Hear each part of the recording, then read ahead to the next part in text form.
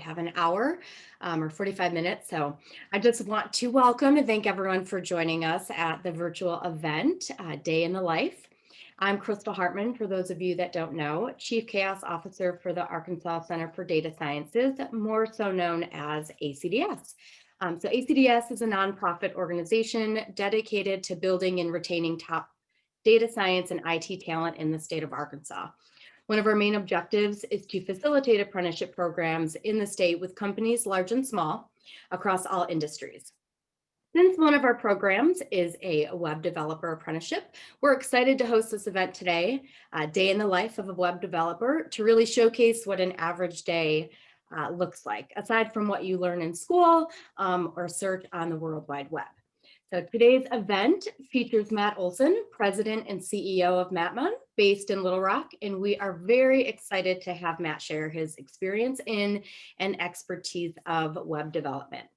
As Marie mentioned, if you have any questions during this, feel free to drop them in the chat, and then we'll plan to open up at the end for Q&A after the interview. So now what we're really here for, what a day in the life of a web developer really looks like. So thank you, Matt, again, for being here with us. We'll have, kind of start by having you introduce yourself and share a little bit about your background, your company, and your team. Okay, great.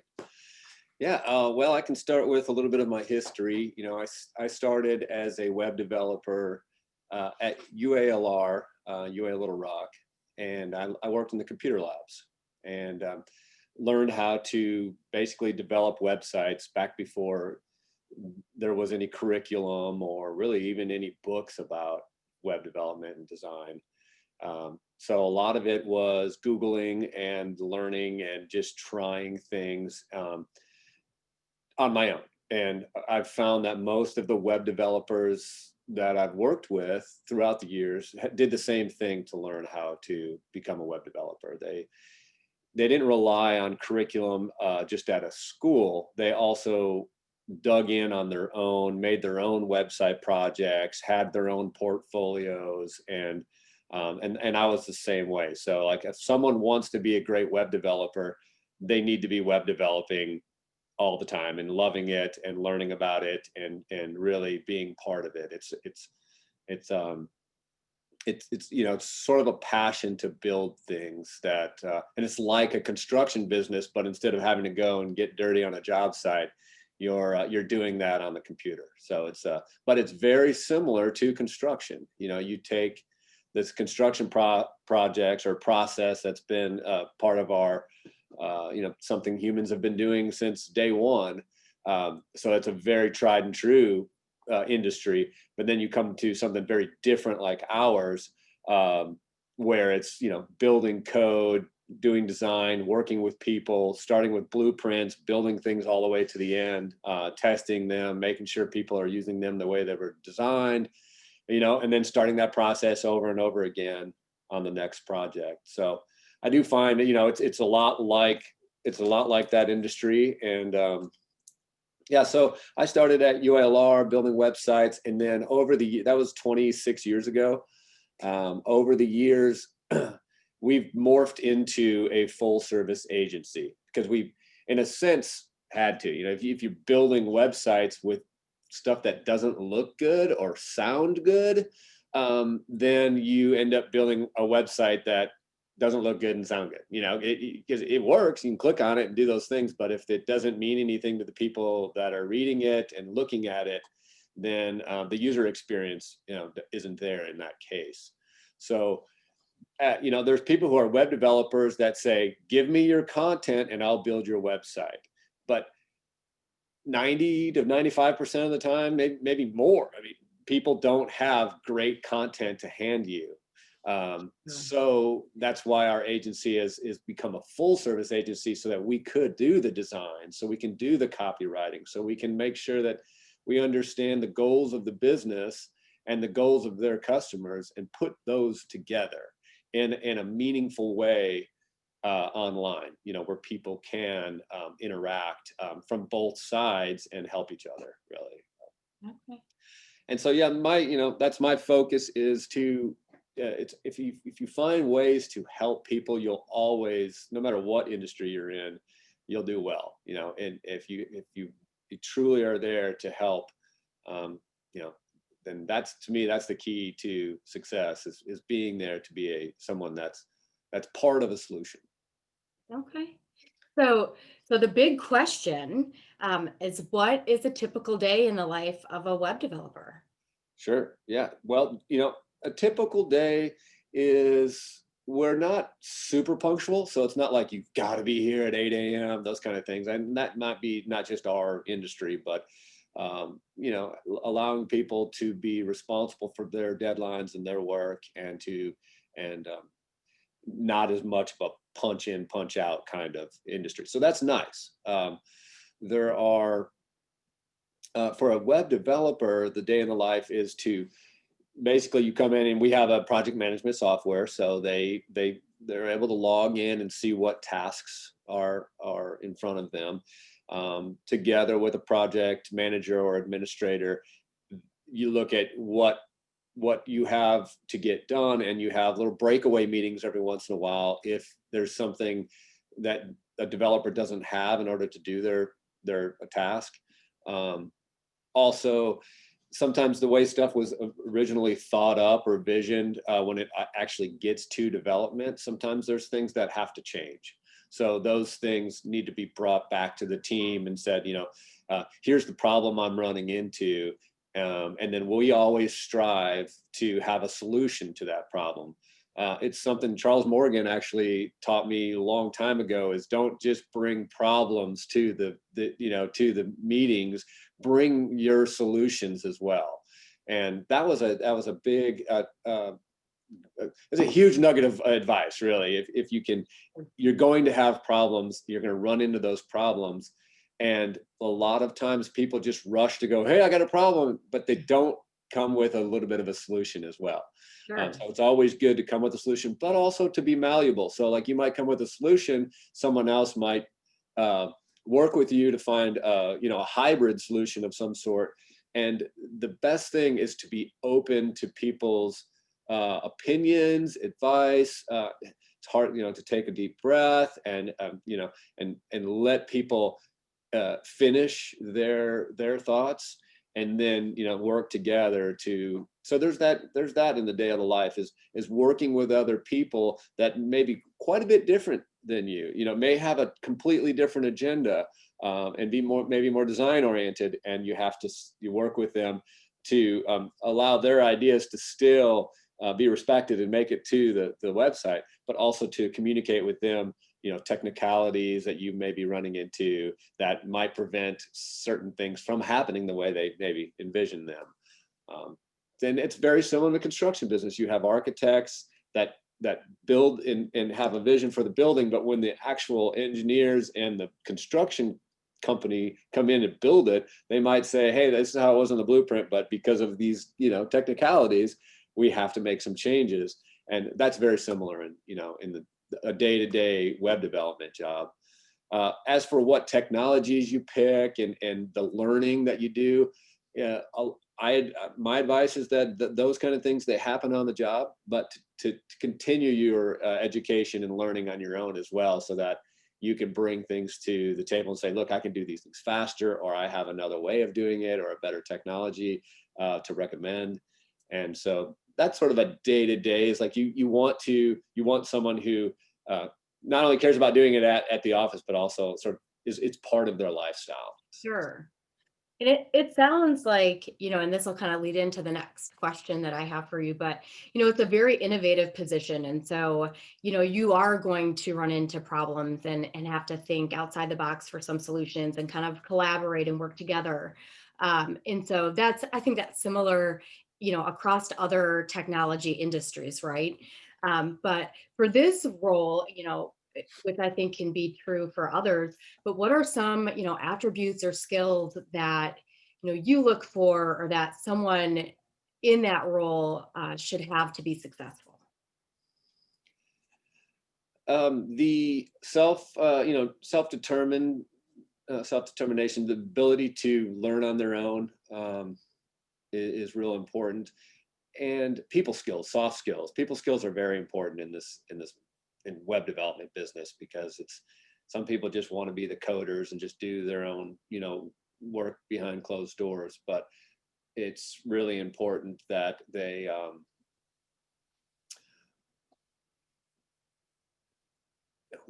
provide that feedback to the people who are giving them the assignments, and to do it it's an iterative process that we follow here, as opposed to like the old days. It would just be like, get these things done and then report back on a monthly basis. It's more like day to day. So what we look for are people that, I can tell you what we don't look for. It's almost easier. Like, we don't want someone who, when you give them an assignment, they give it a try, and if it doesn't work, they just sit and sort of wait till the next time that you meet with them to let you know, yeah, that idea didn't work. I tried it.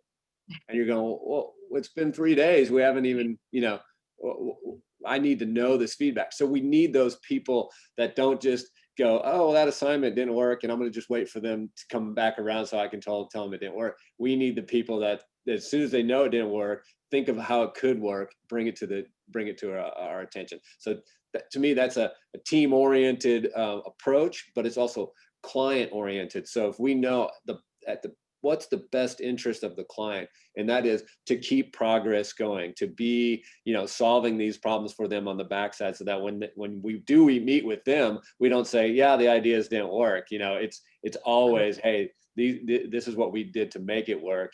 And so I think that's a big thing to me, is to have someone who's excited about the work they're doing, excited about the objectives that the company has, and looks for innovative ways to do those. And we also look for people to try to put a little extra into it. So if we give them XYZ to do, but they can do a little bit more than that, we look for that too. It's like, hey, we've got it. What about this? And what about that? And we want those fresh ideas to always surface. So I hope that answers the question. I don't know if it did. So as you're talking about that, I was just thinking of like the other side of it. So someone comes in, they're like, oh, I have this great idea. They put it all together. And then the team or the client's like, oh my goodness, what were you thinking? That's not, how, and this is kind of a curveball, but what kind of personality or skills? I know sometimes when you think they look great and you just have this great product, and a client's like, no, that's not what I was thinking. You're like, oh man, Right. How do you guys typically work around some of those, kind of hurdles and um, and shift your mindset? Because it's hard sometimes after you put it together, you're like, oh gosh, I have to rebuild it and start over and like clear that out of my mind Yes. to do it. So there's a lot of that, and it all starts with meeting with the client and learning about their intentions. So sometimes people might explain it, but until they see it, it's an intangible. So you try to take this intangible project and scope and make some tangible things for them to look at. So it could be that you look at other websites and you say, here's one I really liked. I think it's close to what you're talking about. What are your thoughts? And what do you like? What do you not like? So in learning from them as best as possible, sometimes it takes a developer being part of those meetings. So as just a pure developer, they're typically not part of those meetings. It's more the designers. But it's important that whatever is, what the client wants, that you learn about, try to learn about them the most, and then make sure that that is heard by the developer as well. So they're part of the process as much as they need to be. Sometimes they don't want to sit in the big, long meetings with the businesses where they'll talk about a lot of other things for an hour. And then finally that 5 minutes, you get to ask them the questions that you need.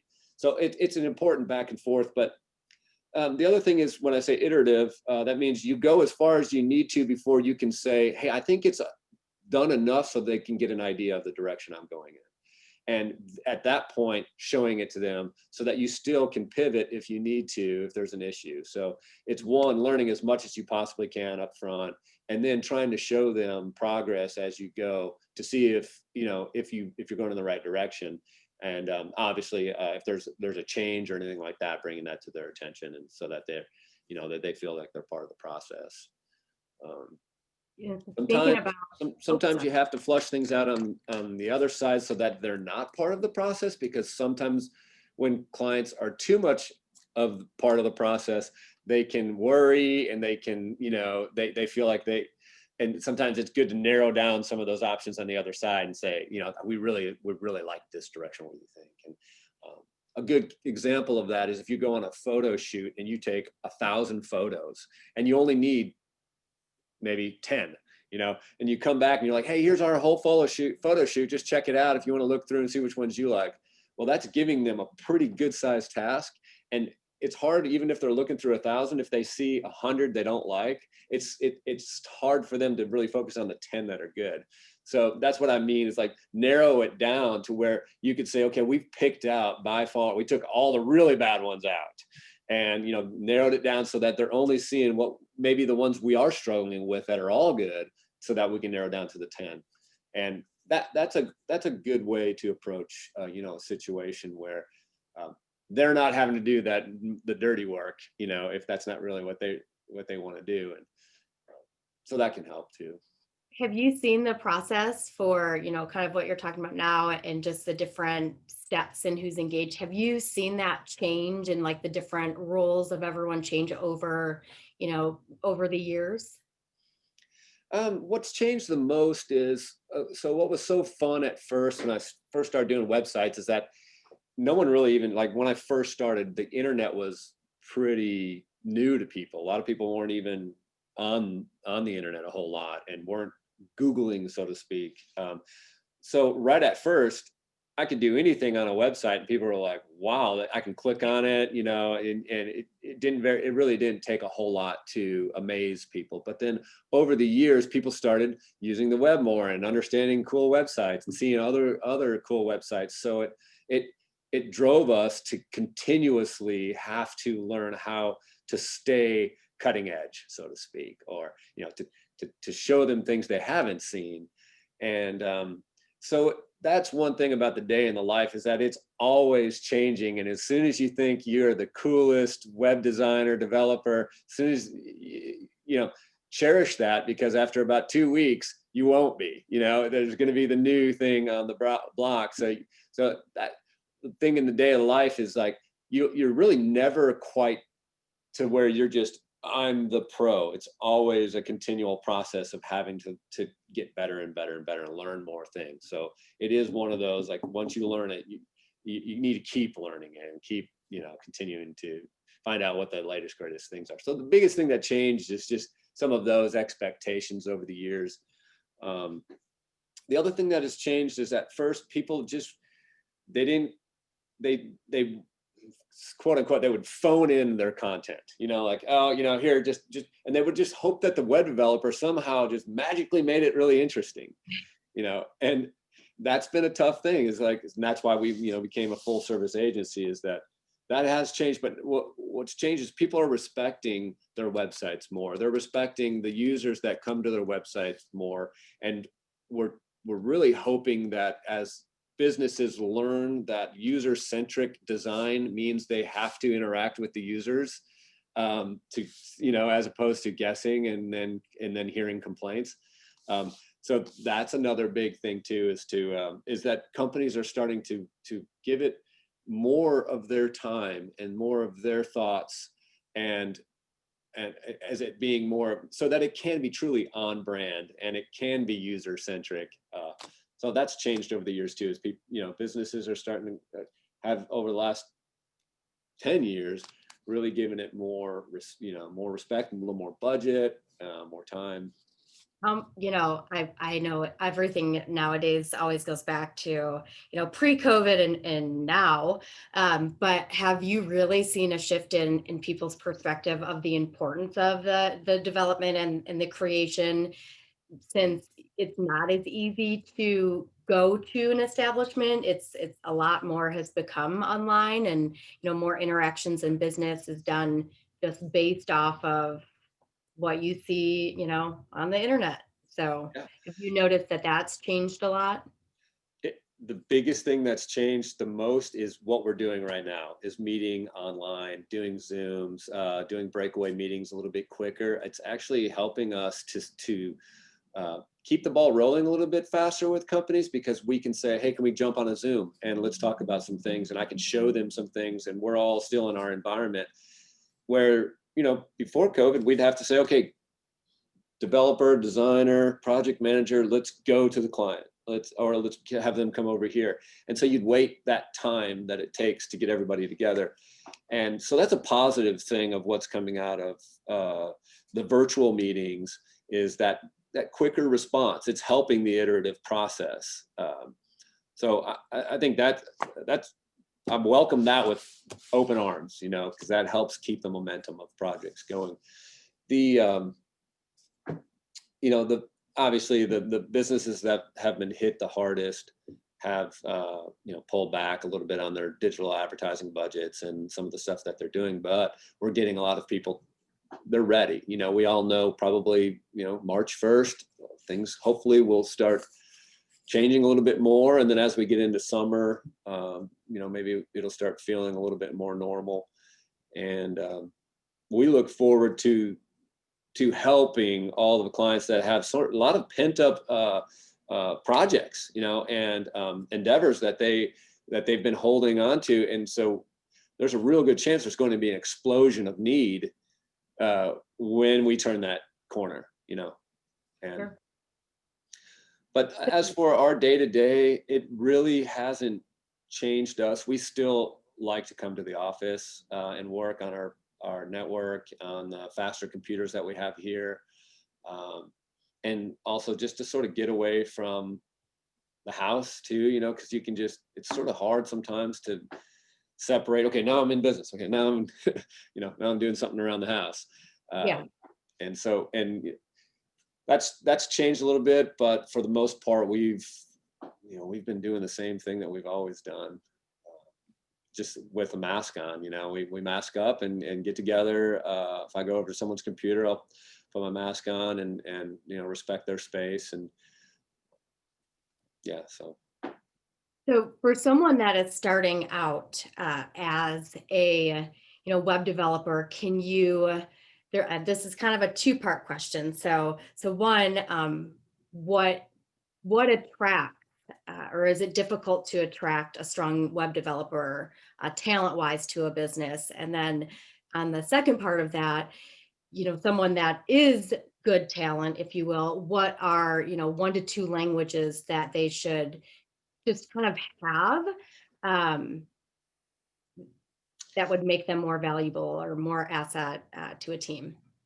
well, it's really it sort of changes from time to time. We're a WordPress shop, and so a lot of our we use a content management system called WordPress, and it has a lot of templates and ways to sort of get projects started. We look for people that understand WordPress really well.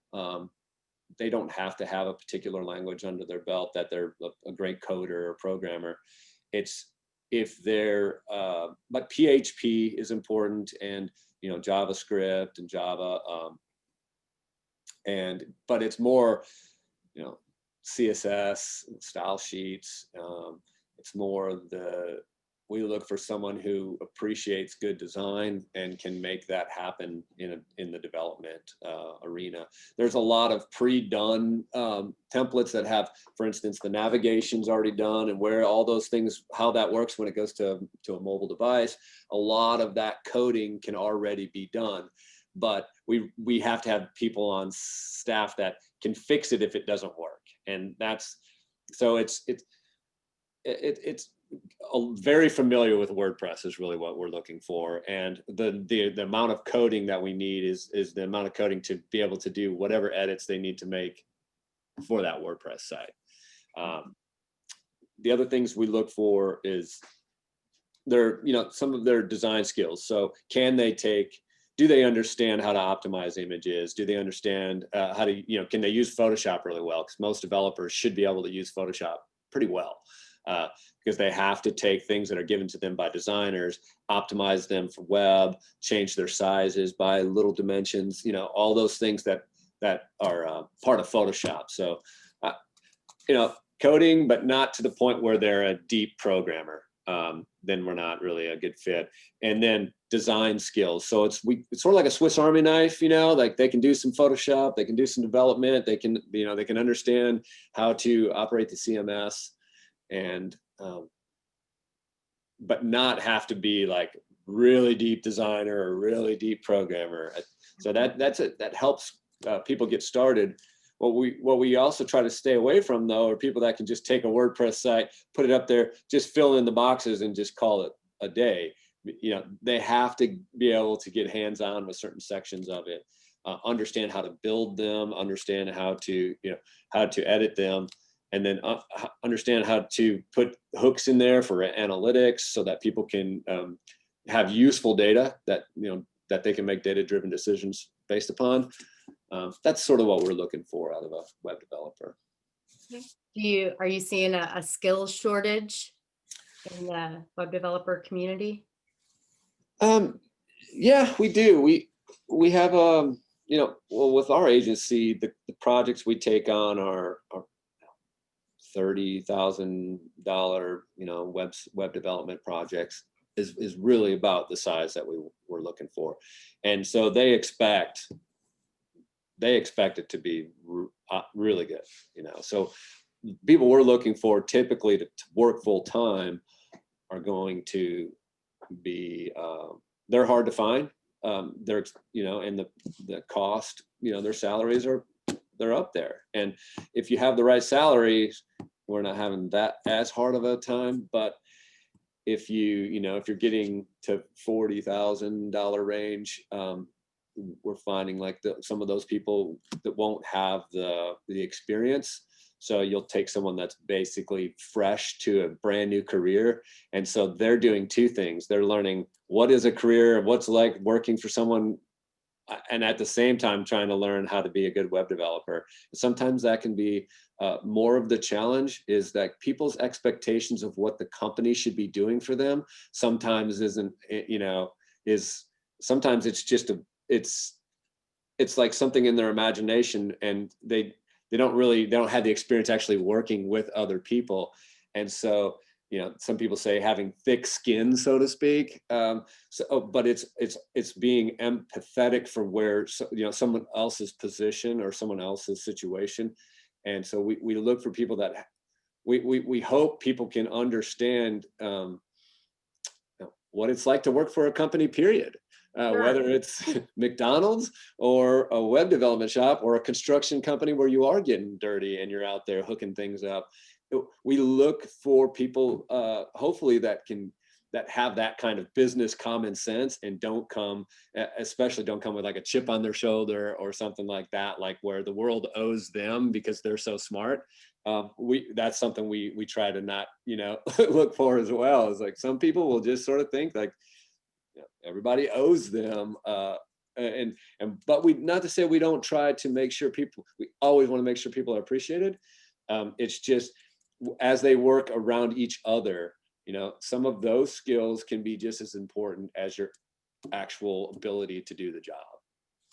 So for somebody that is kind of green coming in, or new to the field and this career path, are there any websites that you recommend or meetup groups where they can kind of get that feel without just diving right in to being on that position, expecting the one thing and then having something else? Is there any advice that you could suggest that can help kind of, edge it in? I think, there's some really good programs. Like UALR has a great program, and they teach people how to use WordPress, and they give you some capstone projects and stuff like that. So if you're, I think UALR is a great college to consider going to if you want to be part of that team. If you're doing it on your own, which you can do it all on your own too, I don't have a Meetup, and I don't have any groups that I think are great. I think your organization is a great place to be. And I think there's probably a lot of companies that your organization could even allow them to start, like find a small business, help them with their website, do some things for them. And don't try to put the money first, I'm going to help somebody first. I'm going to build my portfolio. I'm going to show that I can do these projects. And that's my advice. If you want to be a web developer, learn how to develop websites and work with people, and just do as much of it as you possibly can, and build your own portfolio, your own website. That way, there, if you do have a meetup group, or if there's I think there was a WordPress does have some groups that meet up, and that's a great place to start, is to look at WordPress, the community, and find out what other developers are doing. And I think Fiverr is a pretty interesting little online thing. If you wanted to just, say, hey, I can do some things. I'm at this level. I want to take on some Fiverr projects. Then you can basically be a web developer for hire, and also build your portfolio up that way. I think actually learning on the job outpaces all the other, learning. It's like, and that's what our apprenticeship program is going to be geared for, is not only just going over user experience and UX design, but putting these projects, putting a project in place for them to actually create a user experience, so that they can show the world, hey, I understand user experience, and I know you're here to see these things, and here, click these, and actually give them sort of on job training. Sure. Yeah, the best way to learn is to just do it. So it's amazing that, and I couldn't agree more, and I'm sure most of the folks on this call, but the on the job experience, and really just submerging yourself and diving in, but being on that apprentice side of it. And so it's, you have that mindset to do that, and to kind of, I don't want to say take someone underneath your wing, but really, provide that mentorship, and that on the job training. So is there any advice now for an organization that is maybe looking for web developers and just not having any luck, that you can give them to take that same approach as you?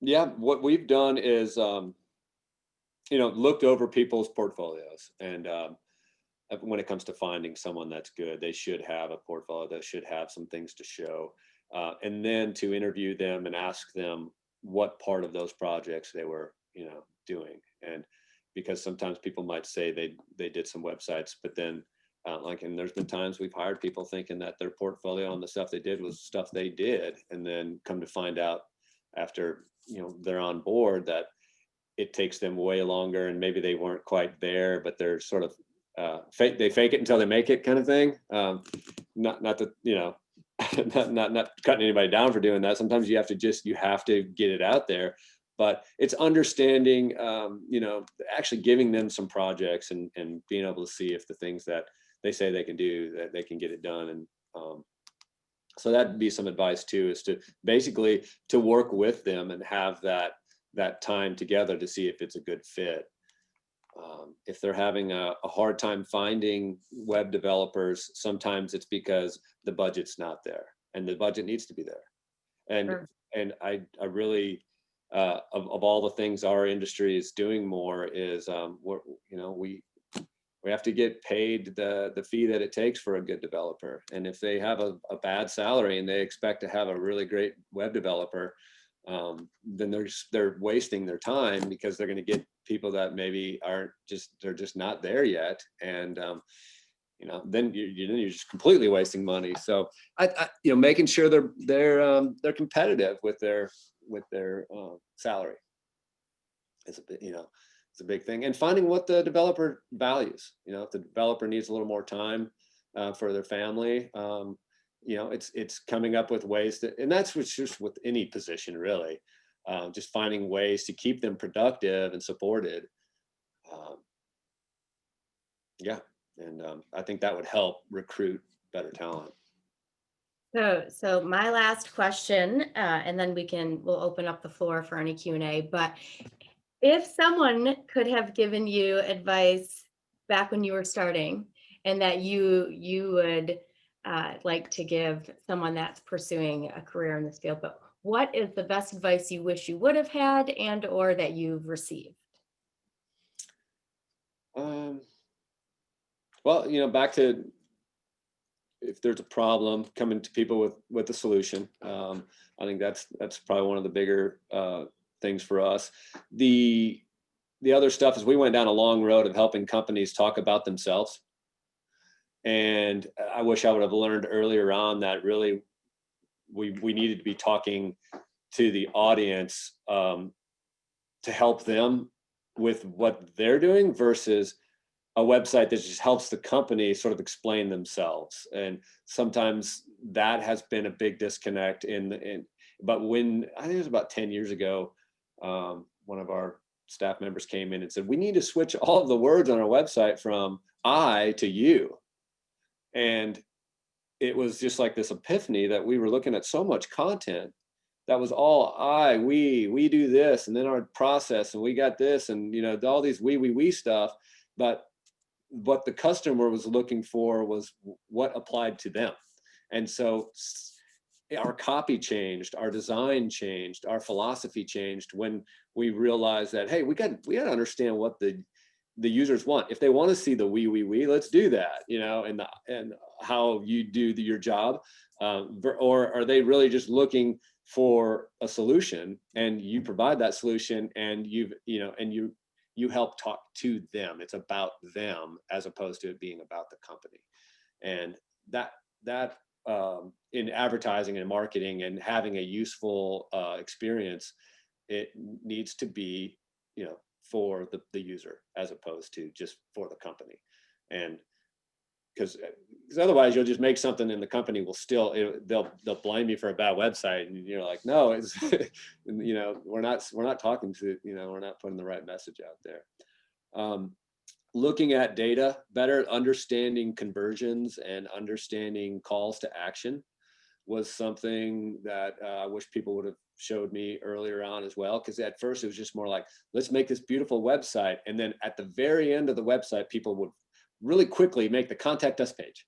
And the thank you pages, no one would even look at except for maybe the developer. And so here all these things are up, and you have this great homepage, and then the sub pages are pretty good too. And then they get to they're like, I want to do business. They click the contact us page, and it's terrible looking, and it's and then they click and they get a thank you page. It's like, thanks. It's like, what happened to all the excitement that we put on the homepage and all of the design and thought and all that? And then here they actually, are going to reach out and do business, and then it's sort of cold. So yeah. I think some of that too, early on would have been helpful, is to make sure that we're trying to follow it all the way through to the very last thank you page and the thank you email and the follow-up that happens. So it's a full process. Well, I'm sure there's more advice I'll think of as soon as we're done. Yeah. But like, that's great wisdom and insight to share with us. So we appreciate it. I'll open up for questions right now if anyone has any. I don't know, Marie, if you've gotten any sent in the chat. I haven't gotten any yet in the chat, but everyone should have the ability to unmute themselves. So please feel free to do that. Yeah, if anyone has any questions, if you're thinking going design or development or copy, but it's web development, it's a full team to make most websites. It usually takes people with different skills. It's hard to have a one man or woman developer that is all by themselves, and you just give them content and they make websites. That's one thing, but it's more to be part of a team and say, oh, this person helps with the writing, this person helps with the look and feel and the design, and this person understands the business because they're working with that company, and just being team oriented. Did get a comment that said, and it's from Roger, thank you very much. Great information. Thank you. Thanks, Roger. You can share my emails if anybody has any questions, and plus, obviously, you'll be advertising the apprenticeship program, I'm sure, that we're working on. And I welcome anyone to the apprenticeship program. It's going to be about user experience. It really applies to anything you go in. If you're creating a product and that product is used, then it has an experience around it. It will have a user experience with it, whether it's a device you create or even if you just wrote a book, it's still there's a user experience attached to anything that and everything that people use. And so that's what that program is going to be about, more so than just specifically, developing websites. So I have a question because you just mentioned something, and then I promise I will keep the floor open. But you just said, with that it takes a whole team, and that there's the writing, and so is it expected of web developers to have that creative writing mindset and be able to narrate or be creative with words, not just design or that, how the functionality. It's not, it's a plus. If someone can help with the writing, it's a plus. It's sometimes when people say, well, give us all your content. Well, a writer will say, here's a title and here's the copy and here's some paragraphs and stuff. But the developer will say, well, I need a heading and then a subheading. And then I need just this much copy with a read more. And then it goes to here and it's this much more. And it's really for the developer to help the writer understand what they're writing for. And sometimes that takes developing it to a certain point, showing it to them, and then allowing them to fill in those spaces. And then as they fill those spaces in, but the developer, if he could say, maybe something like this, because the user at this point just clicked on this and now they're looking for something. It's more expected for the developer to, if they have the writing, great, and they can just flow right through those pages. So it's a big plus. And but if they, a lot of times they don't have the writing skills. And so, but if they can just get the ball started and say, like, maybe something like this or something like this, and it's just more so expected to have that back and forth with the writers, so that it ends up being something that that the users enjoy using and can understand, make it through the process. Thank you for answering that. All right. Well, I truly appreciate you taking the time to spend your late morning before lunch hour with us. So, without further ado, we'll give you a round of applause and just I think this is what we've learned, virtual version of clapping, so you can, Cool. but yeah, Very thank you cool. so much. It was Well, great. thank you, everybody. I hope this is helpful. And like I said, I'm always available if you want to email me. I'd love to interact with you. So. Well, we're excited. So, just a few last things, and don't forget, ACDS just released a podcast, and you can find it anywhere that you stream podcasts. And it was out in our newsletter. So if you've received our newsletter, all the information I'm about to say is in there. And if you haven't received our newsletter, highly recommend subscribing to it. But check out the IT Arkansas magazine that came out. There's some information in there from our team. And then we have our February Tech After 5, which is the second Thursday of every month, 5:30 to 7. And then our Next Day in the Life series, which is, Marie, I'm going to make sure I think this is right, but the third Thursday of every month at 11. You got it. Yes. So we're, again, Matt, thank you so much for, sharing your insight and wisdom. Truly appreciate it. And thank you everyone for joining, and have a great afternoon. All right. You too. Thank you. Thank you. Bye-bye.